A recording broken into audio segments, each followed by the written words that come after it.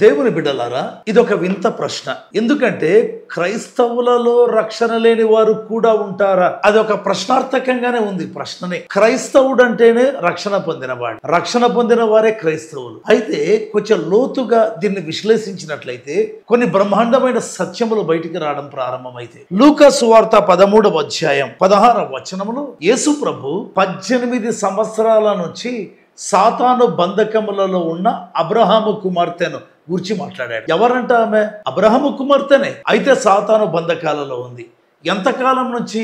18 సంవత్సరాల నుంచి ఉంది. సో మొదటి కేటగిరీ ఏంటి అంటే వారు దేవుని బిడ్డలై ఉంటారు, రక్షణ పొందిన వారయ్యే ఉంటారు. అయితే ఇంకా కొన్ని కట్లలో ఉంటారు. ఆమె సాతాను బంధకములలో ఉంది. నడుము వంగిపోయి ఉంది. కాళ్ళు నడుస్తూనే ఉన్నాయి సమాజ మందిరానికి, చేతులు పనిచేస్తానే ఉన్నాయి, మనసు పనిచేస్తానే ఉంది. అయితే నడుము మాత్రమే పట్టబడింది. ఆమె అబ్రహాము కుమార్తె. అలాగా కొంతమంది దేవుని బిడ్డల జీవితాలలో ఇంకా కొన్ని బంధకాలు ఉంటాయి. రక్షణ పొంది ఉంటారు, సినిమా చూస్తూ ఉంటారు, సీరియల్స్ చూస్తూ ఉంటారు, అశ్లీలమైనవి చూస్తూ ఉంటారు. వారు సాతాను బంధకములలో ఉన్నారు. ప్రభు అంటాడు కదా, కట్లు విడిపింపతగదా అన్నాడు. అందుకే ఎవరు రక్షణ పొందారో రక్షణ పొందిన వారి కొరకు ప్రార్థన చేయాలి. ఎందుకు?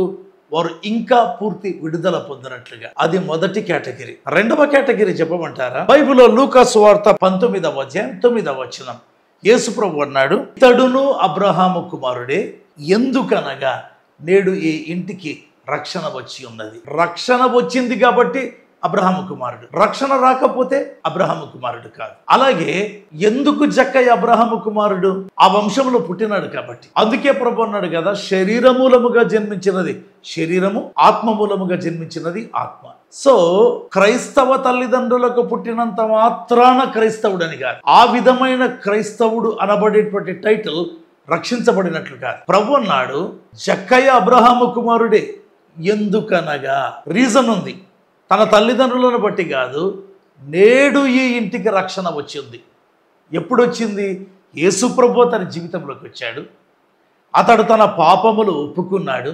పాప క్షమాపణకు వ్యతిరేకమైన ఏ బోధ అయినా అది సాతాను సంబంధమైనదండి. పాపములు ఒప్పుకోకూడదు అని చెప్పే ఏ బోధ అయినా అది సాతాను సంబంధమైంది. సో జక్కయ్య ప్రభు దగ్గర, ప్రభువా ఎవరి యొద్దనైనా అన్యాయముగా దేన్నైనా తీసుకుంటే సగము బీదలకు ఇస్తున్నారు. అంతేకాదు, ఎవరి దగ్గర అన్యాయంగా తీసుకున్నాడు 4 గంటలు చెల్లిస్తాను అన్నాడు. దేవుని యొక్క వాక్యంలో మనం చూస్తుంటున్నాం. సామెతల గ్రంథం 28వ అధ్యాయం 13వ వచనం, అతిక్రమములను దాచిపెట్టువాడు వర్ధిల్లడు, అయితే వాటిని ఒప్పుకొని విడిచిపెట్టువాడు కనికరం పొందుతాడు. ఒప్పుకొని విడిచిపెట్టేవాడే కనికరం పొందుతాడు, దాచిపెట్టిన వాడు కాదు. కనుక క్రైస్తవులంతా రక్షణ పొందిన వారా?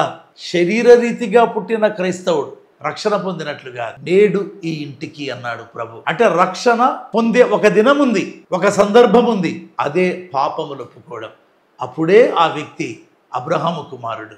అప్పుడే నామకార్థ క్రైస్తవుడు, లేకపోతే శరీర రీతిగా క్రైస్తవుడు నిజమైన క్రైస్తవుడు అవుతాడు, రక్షణ పొందినవాడు అవుతాడు. దేవుడు మిమ్మల్ని దీవించుగాక. కృప ప్రభు మీకు ఇచ్చుగాక. ఆమేన్.